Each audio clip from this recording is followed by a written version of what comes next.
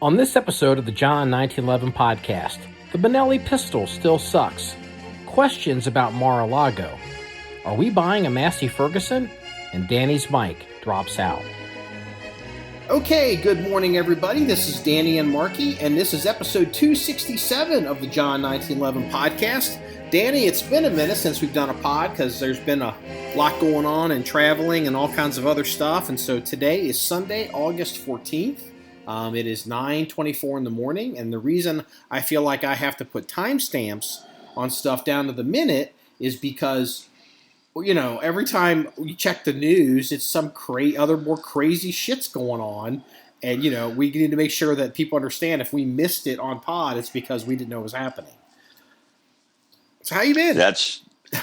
Well, I'm just laying here like King Farouk, you know, having the missus feed me grapes and not making too much of an effort of it, just waiting to do our podcast. Nobody knows who King Farouk is, Grandpa. I mean, I get it, but and the feeding me grapes part. Oh my Lord! So there, King Farouk. There's our title. There's our King Farouk. You know, that might be it actually. Yeah, no, it's crazy with everything. I mean, what a crazy week. Well, where do you want to lead off? Do we want to do gun? Do we want to do politics? I'll let you be the judge, and I'll just feed along. Once we do politics, it's going to be like a black hole. So let me get a few gun things out of the way. That's probably that'd be more. we are the John 1911 podcast. I remember I got at least 2 weeks of saved up stuff. Yeah, so. You know, because I had to run out of town for some business, and so I had to get a couple things done. We're behind on things, but I was able to shoot some. I was looking at. We have what's it called? It's a Benelli. What's it called? Benelli. It's a pistol. It's a Benelli pistol, 9mm, not P89, not P1. That's Bernadette P1. It's some kind of Benelli pistol that the gun collectors like because it's Benelli and it's cool. And I was looking at the records. I could have sworn we shot this, but we didn't log it. So technically it's never been fired. And I went out and shot some video with it. And it, like, if you do a modern high thumbs forward, it immediately cuts your hands.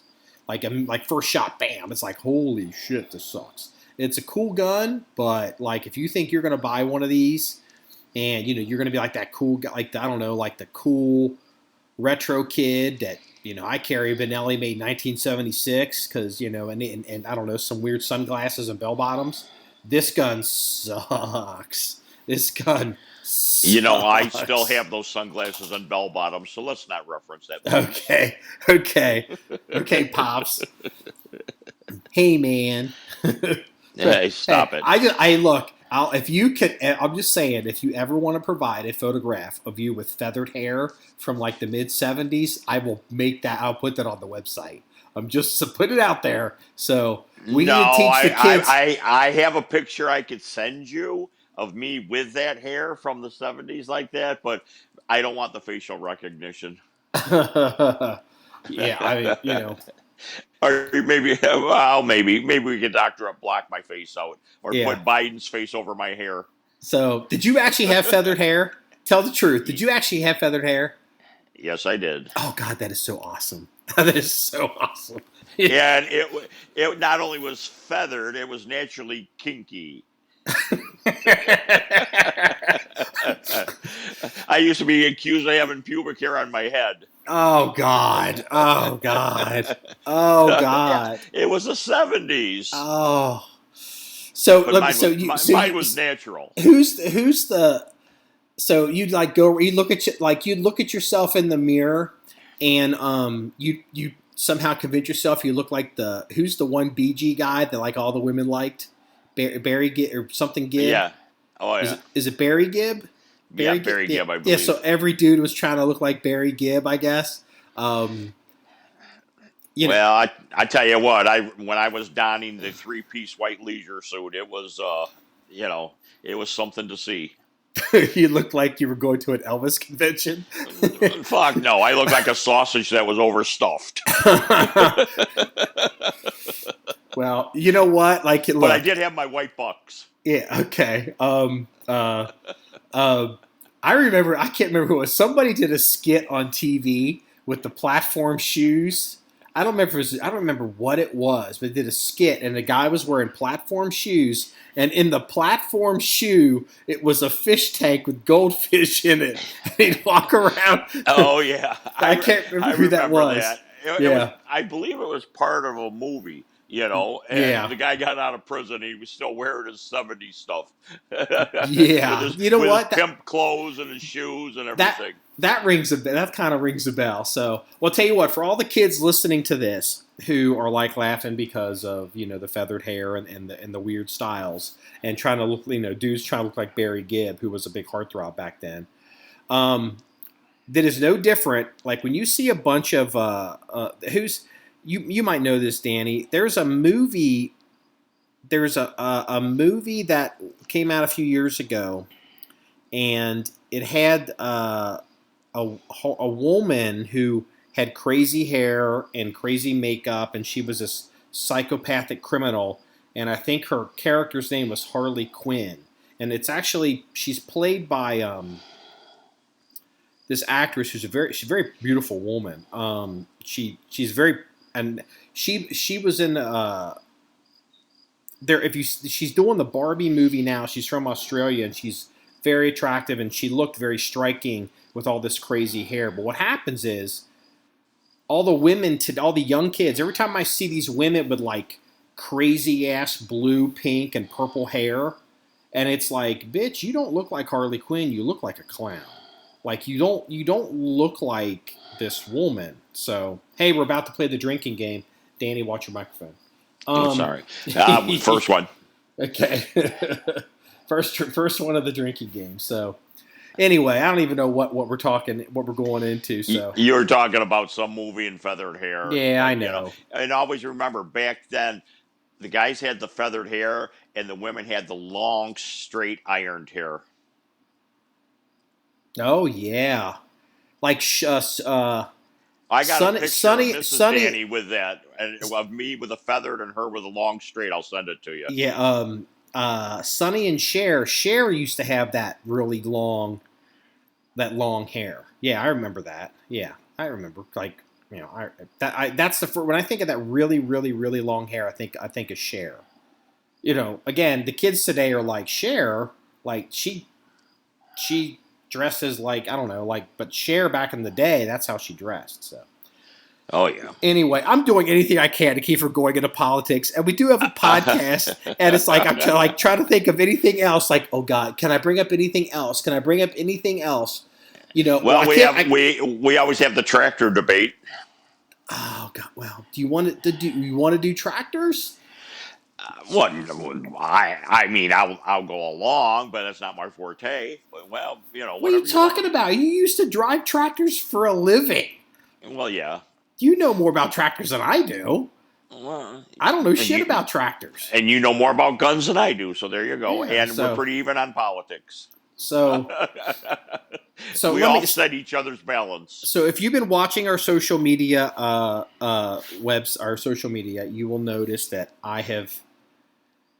I'm in the middle of purchasing either a tractor or a tool cat. And I wasn't going to buy something this year because all the prices and the market, everything's all jacked out of shape. But our current situation is failing, and I thought maybe I could just fake it till I could make it to get through the rest of the year into the winter, rent a skid steer a couple times and do whatever. And looking at the numbers and what's going on with the property, shooting on that property, if stuff gets to be too high or in the spring, you set. I mean, you could set that rifle range on fire. Like we could set 2 counties on fire, and so I was like, I just decided on my own. I just need to buy a little tractor and just be freaking done with this. And so I was looking, and I found a stripped down. It was 4-wheel drive, but it was a stripped down, open top, 26 horsepower LX tractor from Kubota, and the starting price is 16 grand. And I'm like, fuck it. I'm gonna start looking at these things, and I can just cut what I need to cut and finish shipping container, and then I'll just sell it next year or whatever. So I started talking to some Kubota dealers and looking around, and I kind of told this one guy what I was planning on doing. He goes, "You only want to keep the tractor a year?" I'm like, "Yeah." He goes, "You're going to lose your ass." I said, "You're going to lose your ass if you try to do that." And I actually respect the guy for. Cheers to Kubota. You know what I mean? Because dude could have sold me a tractor, a little tractor, and it could have been whatever. So I was like, well. Then I started looking at the regular L series tractors, or if I should make there's an upgraded version of these LXs with cabs, because like I need a cab or I need to get a tractor big enough that I can just do whatever. So I was looking at these 40 horsepower regular L tractors. If I push the wheels in, I can get them in a shipping container and just we'll just get this. I'm not this will be the tractor and I'll just keep it forever. And then once that happens, and you start looking at the money and start running the stuff, and basically, people around here in the office were like, "What the fuck are you doing? Just buy a goddamn tool cat or buy a real machine at this point. If you're going to spend that kind of money, and I'm worried about shit flipping shit or whatever. It's like guess what? I'm buying a machine." So I found there's a company in Kentucky that is a Massey-Ferguson dealer, and I know the Massey-Ferguson name, but I discovered that they have their tractors they're big. They're as big as the other tractors I'm looking at, but they weigh. I don't know. They could weigh 30 to 40% or 50% more. Like this tractor was, what was the number? This tractor weighed. It was a L40, not L. It's a Massey-Ferguson 4707 cab tractor with a front end loader, and they come with all these wheel weights and shit on them from the factory, and it's 11,000 pounds if you put fluid in the tires. And the idea of a heavy tractor, it's harder to flip. Push it out, do some stuff. It's like, that's interesting. So I got the tractor guys competing against the Bobcat guys. And then that's what's going on. And I'm going to have to make a decision this week. And I got a meeting with Kubota on Monday. Tomorrow. Well, after having ran the tractors and bobcats for years and years, and knowing the topography, I can't say the word, of your land, I would go with a Topography. tractor all day. All Yeah. day long, I'd go with a tractor. What sucks with a big tractor is we don't have a barn. We don't have a thing big enough to store it. And so it's like a tractor has to sit outside for probably a year. You could build you could build a prefabbed, cheap, open, bayed, lean-to type thing, whatever, for what you would save on the difference from the Bobcat to the Massey, just with the savings alone. Yeah. I don't know. Like I'd probably just build a barn. And what I would do, honestly, because I've already decided, if I'm going to build a barn, where the shipping container sits on the range, behind the shipping container, there's a little hump. And that's a shooting position. And from there, you can shoot 600 yards down the range. And then, you can even back up from there and fake 7. It's not really set up as a shooting position. I'd let the cop shoot from there. Maybe I'd let the sniper shoot from there. Not every cop, but it's not an official shooting position. But here's what I could do. Where the current shipping container is, that's the 600-yard shooting line behind it. I would literally put an actual barn, if you're looking down the rifle range, in front of that shipping container, but it wouldn't be far enough to the right to block the shooting position at 600. And then I would have doors that would open up facing down the range. So in inclement weather or for whatever reason, if I wanted to, we could be shooting from inside the barn from cover at at five, at, I don't know, at 580 yards. Or if you want to back up into the corner, maybe 595 in the back of the barn. And, it would serve as a second covered shooting position. Because if I'm going to spend the money, I'm going to do it right. But That that means I'm going to makes have, sense. that also means if I'm going to spend giant ass pile of money on equipment this year, realistically, I'm not going to be building a barn until next year. So, um, I've already contacted a guy local who did the shelter and did some stuff, and he's given me some preliminary numbers for a barn or his enclosed, cheapest possible enclosed thing. And this is literally just big enough to fit a tractor, like a Kubota M471 tractor in this. I mean, there's no room. So, obviously it'll have to be bigger than that.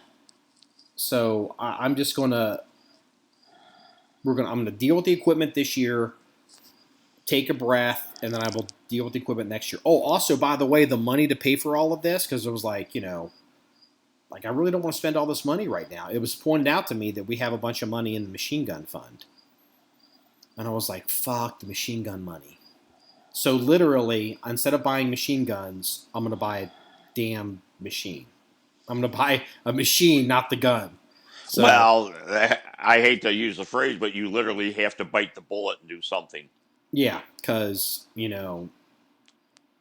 it's so. And And also, and also remember, no matter what you buy, your first call has to be to farmer service because you're going to have a tank out there.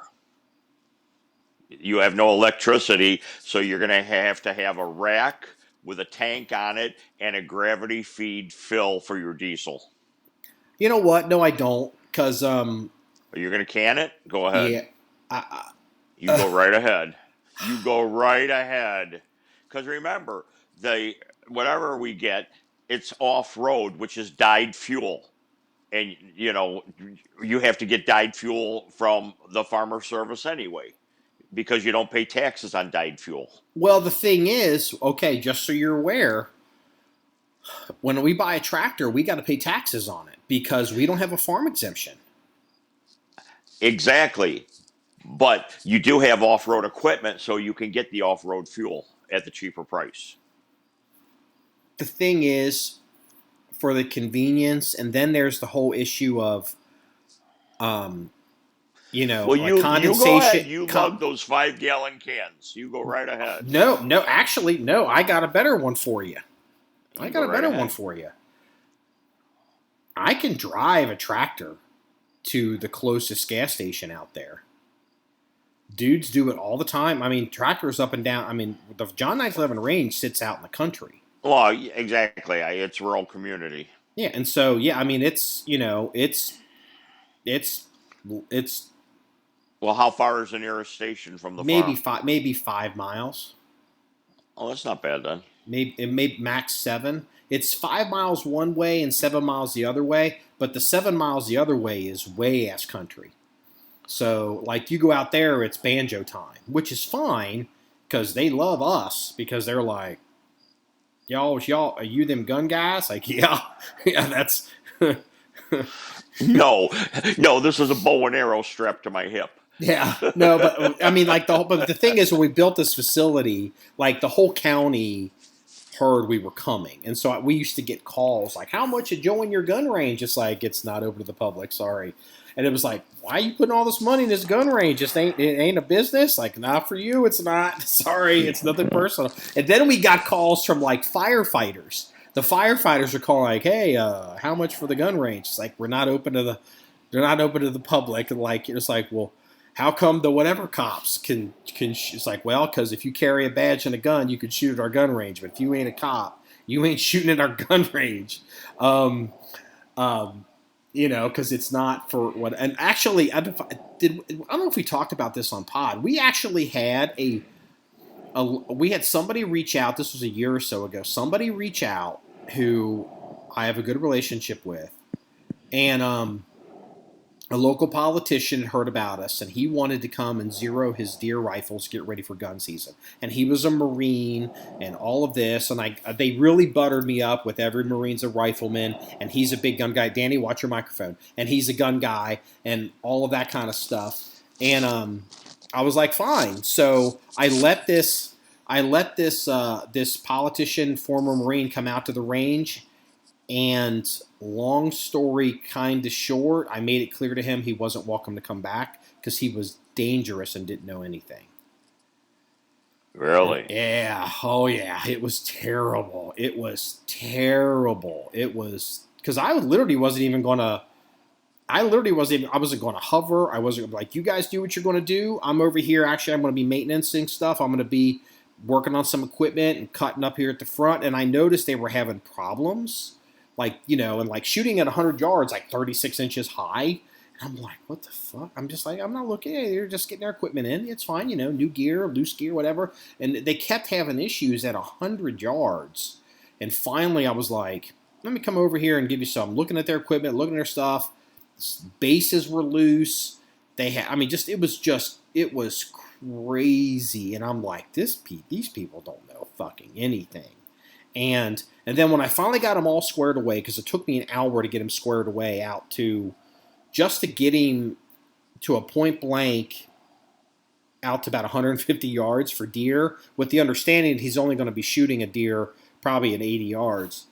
He picks up a rifle as I turn my back, and he starts looking down at 500 yards to the targets down there, and he's standing freehand. This is a guy that's shooting 36 inches high or higher at 100 yards. And he just picks up a rifle, and he's got it in his hand, and he's looking down the rifle range at 515 yards away, 500 yards away.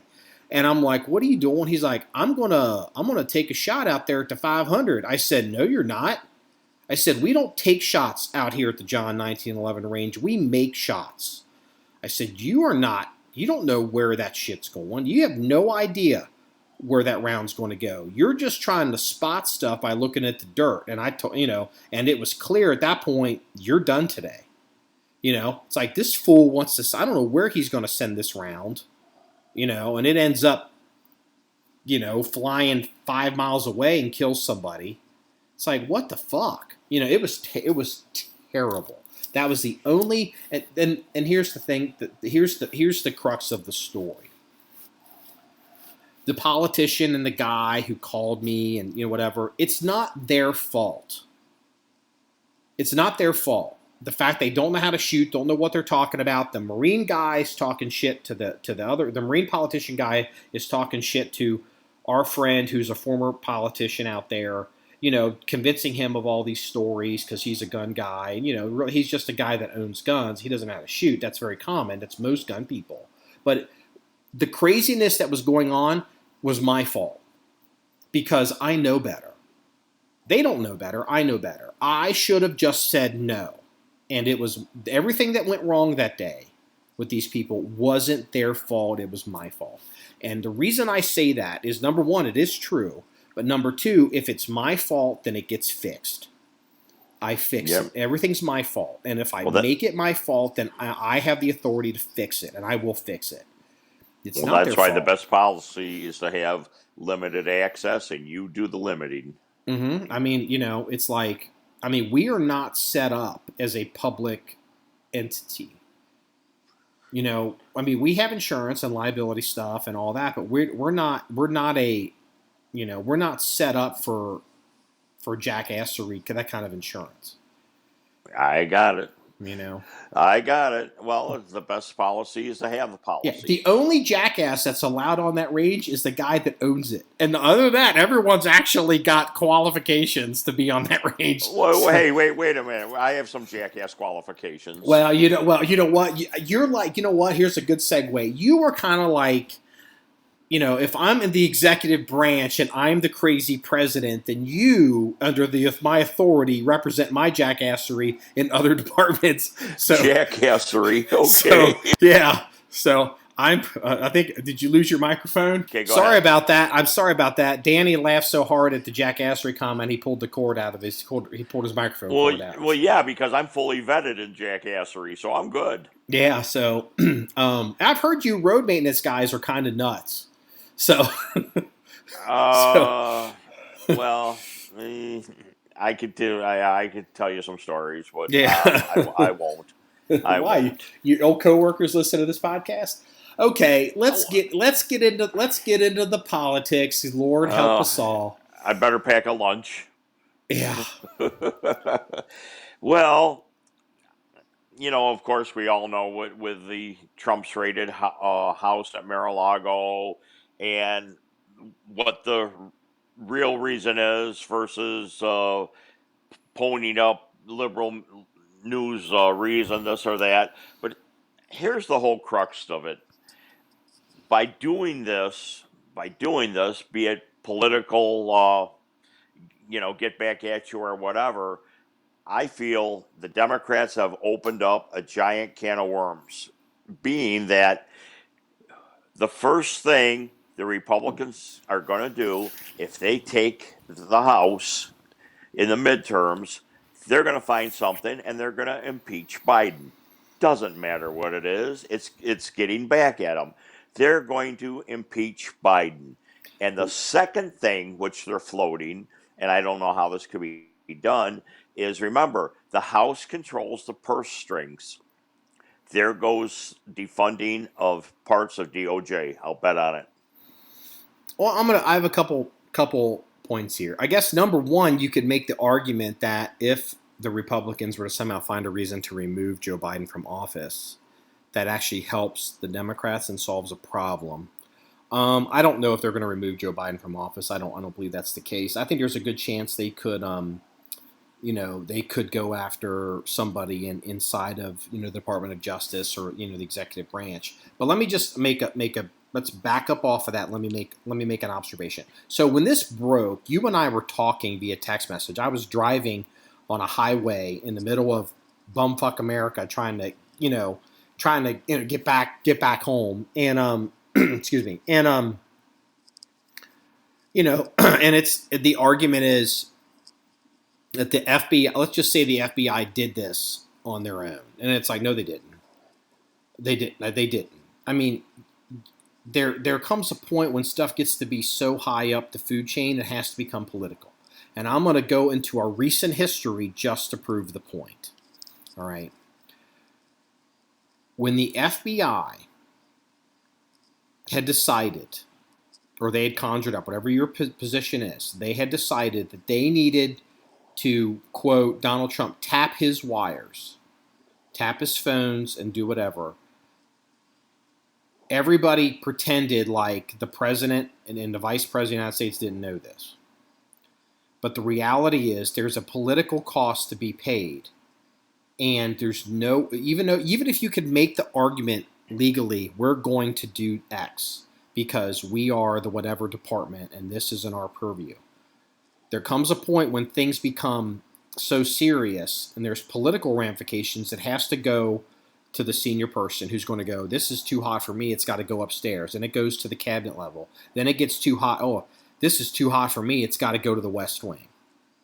Okay? And it came out later that yes, the FBI had told Barack Obama, they had a meeting, I think this proven Biden was there, that they were wiretapping Donald Trump's campaign in his office. And remember, everyone laughed and said, they're not tapping your phones, tapping your wire, but like, remember, that was a whole big thing, and Donald Trump was right.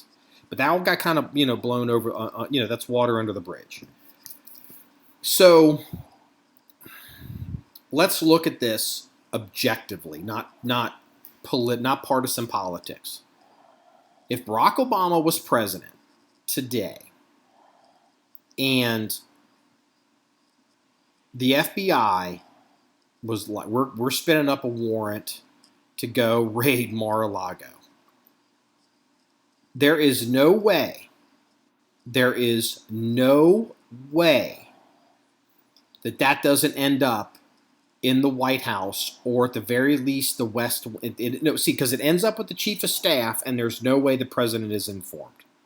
Because even if it's justified, the president at this point, like, hey, this is going to turn a political issue, and even though you want to go in there and raid some bullshit, if this goes sideways, there's political ramifications. It's going to blow back on my administration, and it could blow back on me as a former president.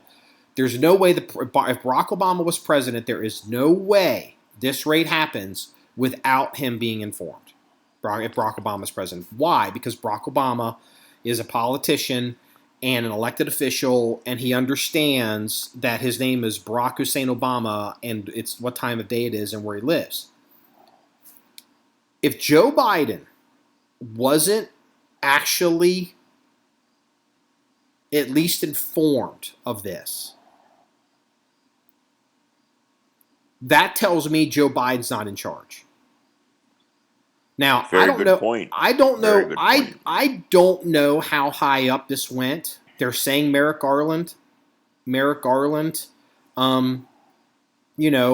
it, and it's like, well, are you telling me that Merrick Garland did not call Ron Klain?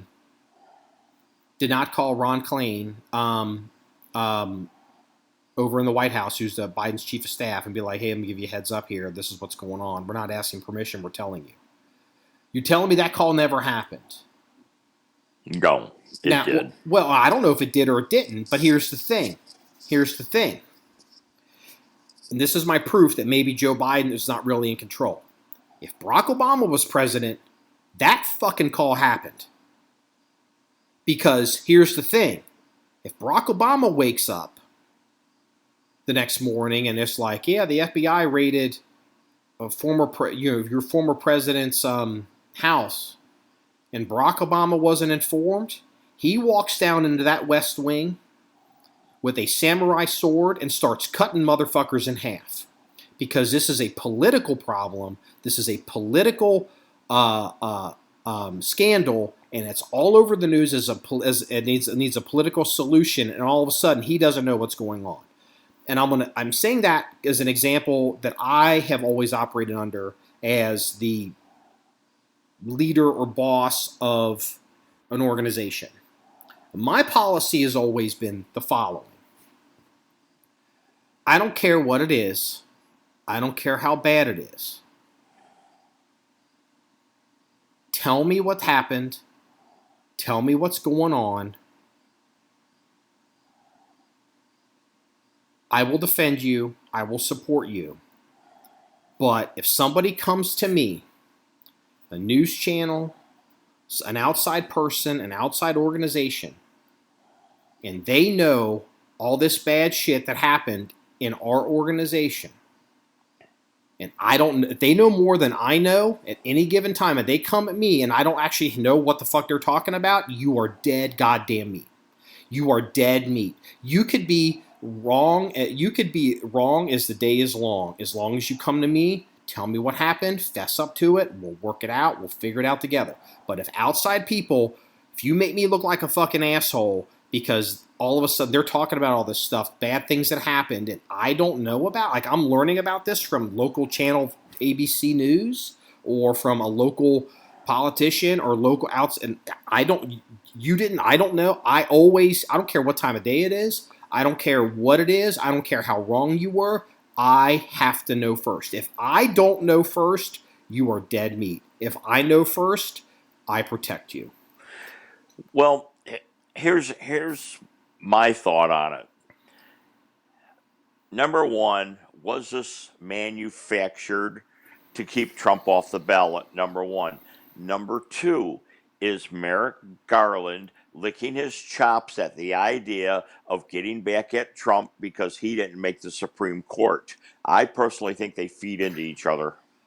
The Merrick Garland being put up for the Supreme Court happened during Obama's presidency, and you can blame that on Mitch McConnell.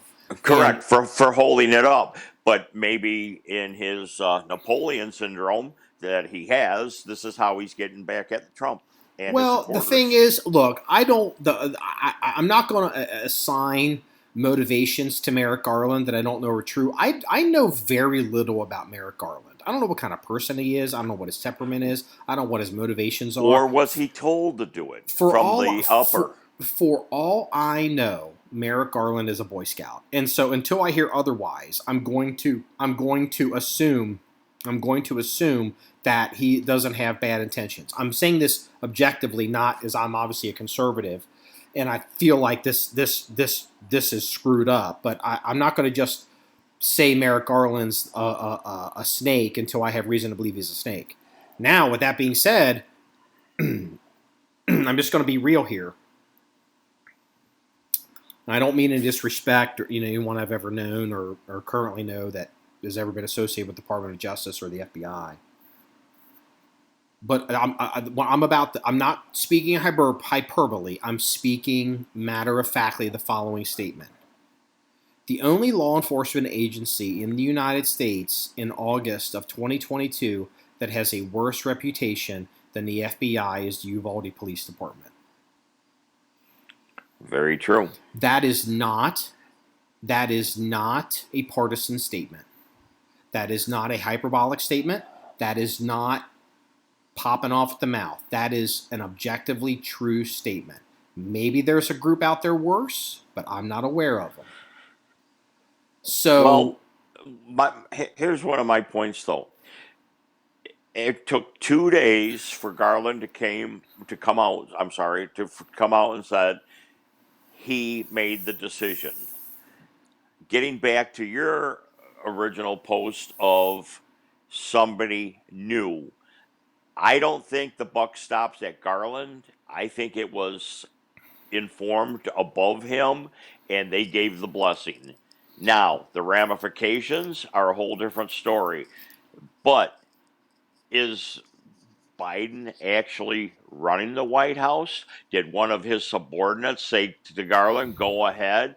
Did somebody else say to Garland, go ahead, knowing that this will look bad on Biden to get Biden out? And there's a whole lot of scenarios that I can't wrap my hands around. This goes back to the Watergate hearings and your feathered hair. And the phrase the phrase at the time was watch your microphone, Danny. I'm fixing it. Go ahead. I know. Well, no, I took a shot. Okay, take a shot. Drink again. Watch your microphone. I have to get you a new microphone. What did you know and when did you know it? And when the Republicans have their investigation, it's going to the chain of information is going to be investigated. What did you know? When do you know? It's not necessarily the incident that becomes a scandal. It's the cover-up that becomes a scandal. And it's like, correct. Okay, so Merrick Garland, I can already see Ted Cruz, Mr. Attorney General, are you telling me that we are about to cross over into unknown territory in raiding a former president's private residence and his private papers?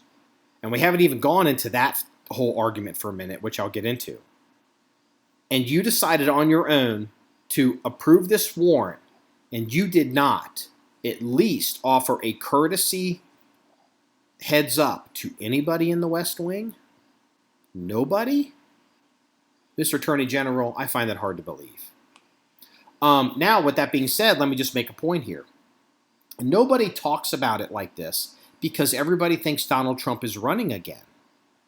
But when you and I were talking that night when I was driving, I was thinking, I don't know if I told you this, but I was thinking like, look, where is Donald Trump going to have his presidential library or his presidential papers? Different people do different things. The Ronald Reagan presidential library is out there in California.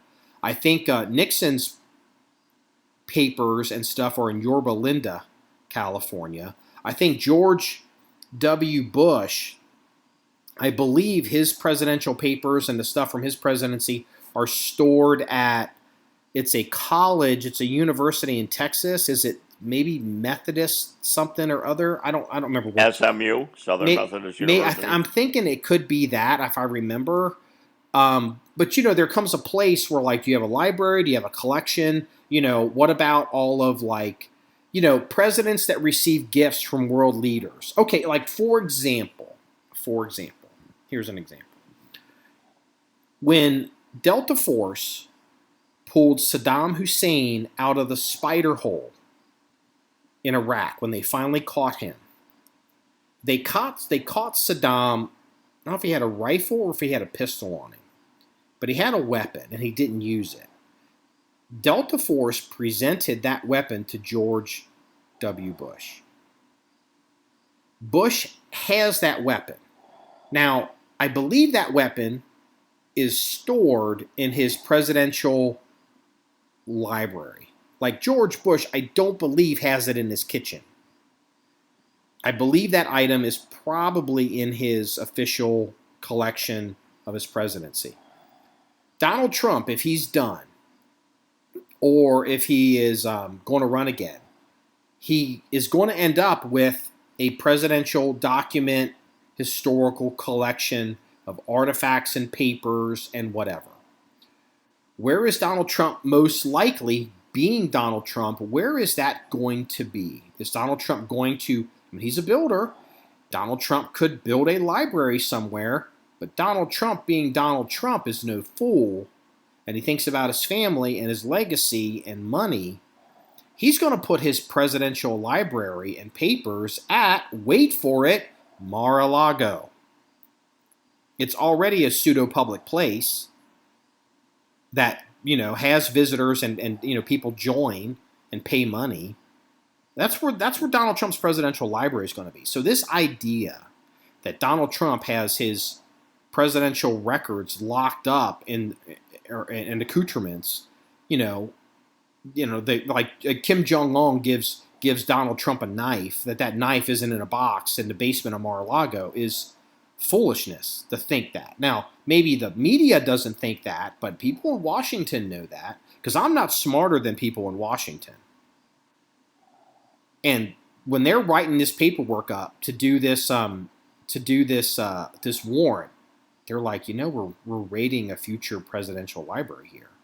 Or is this a current presidential library? President records. Like we're not swan diving into Bill Clinton's records. Does Bill Clinton have anything on Osama bin Laden that may have been classified? Like this is pretty fucked up. And you don't think it's political retaliation? Of course it is. Of course it is. Why else would you raid something like that? And the timing, he just happened to be gone with a Secret Service detail somewhere else. Well, no, That they decided to do the planned. raid? No, they planned that. They waited specifically until he was not there to keep the drama down. They knew that. But someone had. Here's my point. That's normal. What initiated it and who initiated it? Well, I mean, it was coordinated between the local. I assume. Well, I don't. I assume that the local field office. Whose idea was it in the Whose first idea? place to get this going? That's what did you know and when did you know it? Yeah, this Right. originated. This probably originated within the FBI, but I don't know. It could have originated in the DOJ, which is a subset of the FBI. The FBI is a subset of DOJ. But Call me loyalist. I mean, like I said, I referenced the thing. The only law enforcement agency in the country that has probably a worse reputation right now than the FBI is the Uvalde Police Department. And I think that's a fair statement. I don't think that's a partisan statement. I think there's a lot of people that aren't happy with the FBI. I mean, remember, we went through years of Hillary Clinton not being happy with the FBI. And, the FBI, look, okay, let's just step up back here and let me just make some comments that we know are true. And maybe people don't want to hear them, but it's true.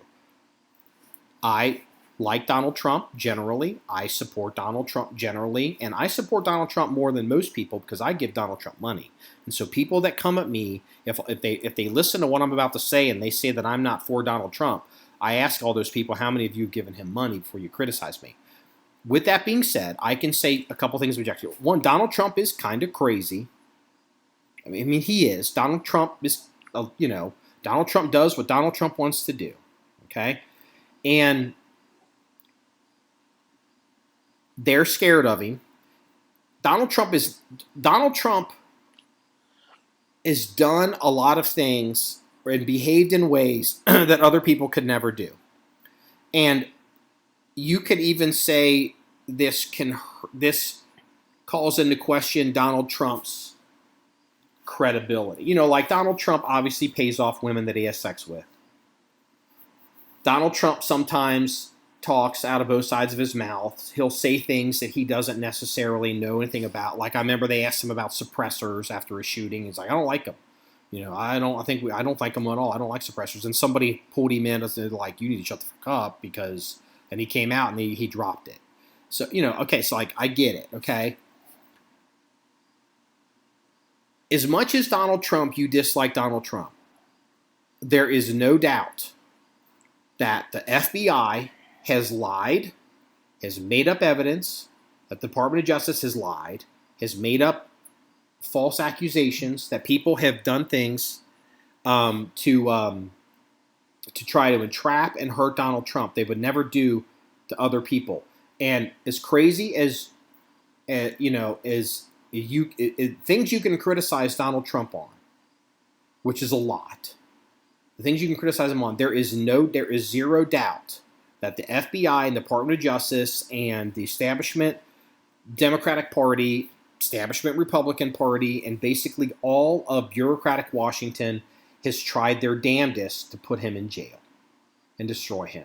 And that is 100% true. And that alone is enough to potentially get him back into the White House.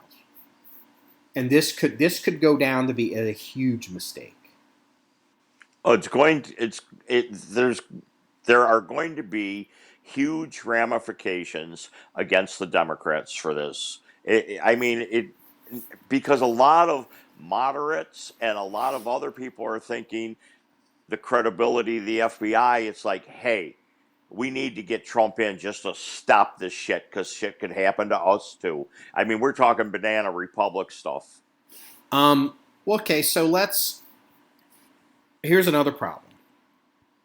How long until we start seeing leaks of other things about Donald Trump? Like, look, if things happen in the past, they can happen again.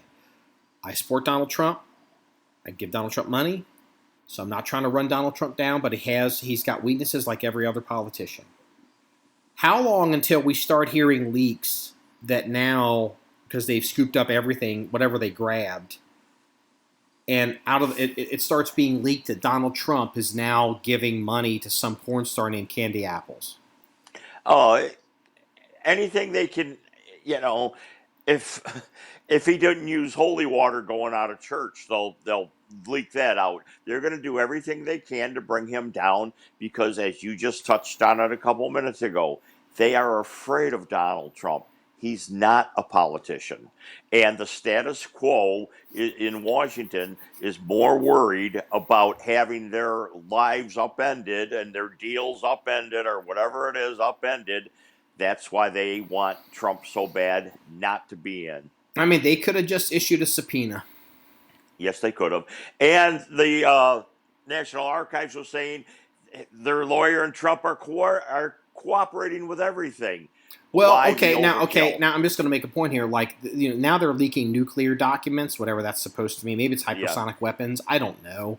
We don't know, but supposedly some Yankee White code word, which used to be the rumor that the highest level, like the person who carried the nuclear football had a security clearance known as Yankee White, and even the ability to even know what it was called was classified. So I don't believe it's still called Yankee White. But just like how Facebook is called Meta, we still call it Facebook. I call the highest level of classification in the U.S. government for nuclear weapons at the highest levels is Yankee White, even though we don't really know what it's called. Right. Why the National Archives for presidential records have no say on Yankee White level shit. Like, get me the fuck out of here with this bullshit. I think because that's right. where it moved because it was presidential records, Watergate, Nixon. And then it was nuclear stuff, right? And I don't know. Donald Trump, because you can already see Donald Trump making an argument. They set me up. They planted the documents. And you know what? At this point, here's the thing.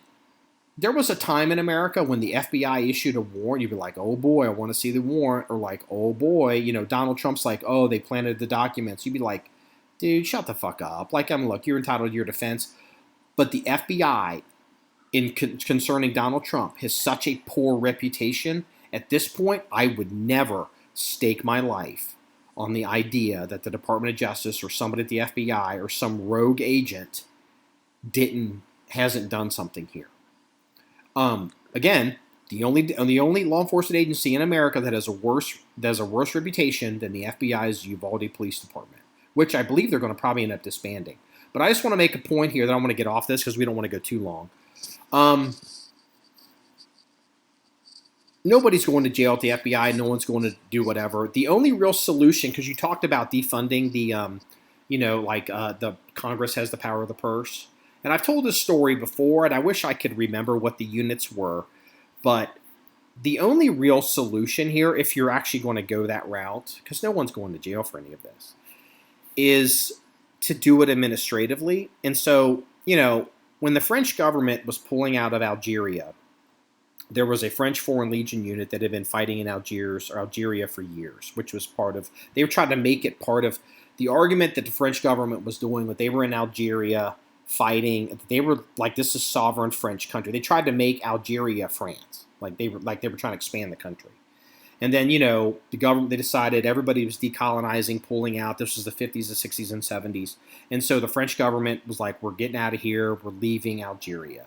And there was I think it was a French Foreign Legion unit. I can't remember which one it was, the number. And they decided, fuck you, we're not leaving, we're staying, and they rebelled. And there were some clashes, and very quickly it was over, and they came to their senses. I don't know what happened to commanders or decision makers in the judicial review, but I can tell you what the French government did. The French government didn't punish this regiment, this Foreign Legion unit. Like, let's say there's, I wish I knew if I could recall, but let's say there's French Foreign Legion Unit 1, Legion 1, Legion 2, Legion 3. Okay, let's just give it a number just for this conversation.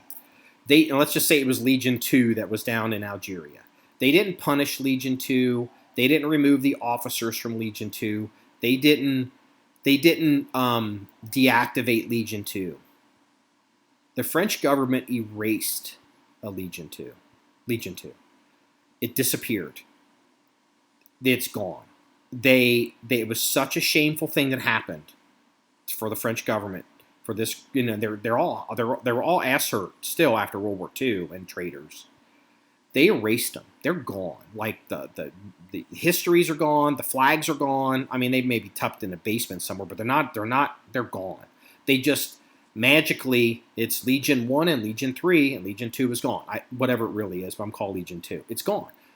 There's no reason, if this is this bad, and the FBI is this far out of control, and the FBI has this poor of a reputation, which, objectively speaking, is true, no one believes it otherwise, we could just get rid of the FBI and we could break the FBI up, it could just go away, and we could have a domestic intelligence service, like the Brits have, MI5 and MI6, and then we have a domestic National Criminal Investigative Service, which would be something else, because the FBI currently does both. And, basically, and then what happens is, for the rest of history, Comey and Strzok and Page and the current guy who's the director of the FBI and all these lawyers that got in trouble for lying on affidavits regarding Trump and all this stuff and all the shit that they were involved in since 2015, now fucking with Trump in 2022. You can look at all of them and be like, yep, there's no more FBI, and it's your fucking fault. And every retired FBI agent and every FBI agent family and all the people, they could go blame them. There's no more FBI. It's not my fucking fault. Yep. It's not Donald Trump's fucking fault. It's not Hillary Clinton's fucking fault. It's those motherfuckers' fault. That's the only way to actually get accountability in Washington, because here's what happens if you can do that. You have other people in Washington at different departments, and they're going to be like, I ain't going to jail for nobody, and I ain't going to be the fucking guy that fucking brings down this agency, by not following the rules. But anyway, let's get off of that. Okay, looks like we've lost Danny to some technical issues. He may have been struck by lightning, so we're going to go ahead and just roll straight into the police blotter and call this the end of the episode. But hey, we're right almost at an hour. So the first thing at the police blotter, because dirtbags got to be dirtbags.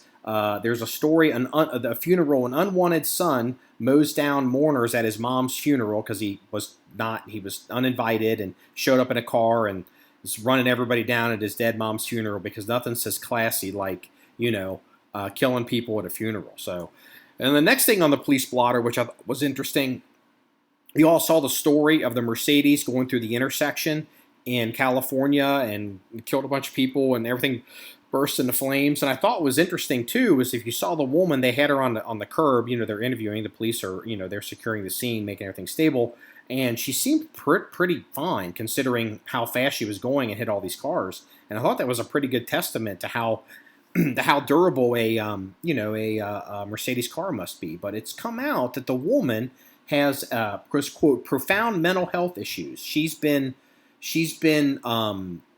had all kinds of problems for a long period of time, even though she's an ICU nurse. But it's like, once again, this actually turned into a story of crazy people that are known to be crazy, that are allowed to walk amongst us until they commit a crime serious enough that they end up catching a felony and in prison for serious time. That's because you have a mental health problem in this country. Not that much of a, this isn't a crime story. This isn't a crazy accident. This is a crazy person. So, and now the final story for the police blotter comes out of Florida, and the article, the way it was written, buries the lead. And I think this is a good example for everybody at home. So here's the story. Florida, woman arrested because she was having sex with her dog while her partner filmed it. And so, it's like, oh my God, that's, terrible. And, whatever it is, what it is. And, no one likes this kind of story. Like, what are these people into? How'd they find each other? Or did the guy talk to a woman into doing this? Like, it's, you have all kinds of questions, and it's really, really ugly. But the article was missing a very important point with the article that I thought was worth mentioning, that I think the reader at home should know. And the question was, what was the dog wearing? Maybe he was asking for it. Anyway, that wraps up episode 267 of the John 1911 podcast. If you want to see any more stories or pictures of links of everything we discussed, please go to the website at john1911.com. That's JOHN1911.com. Remember, it's all about shooting guns and having fun, everybody. Have a good day.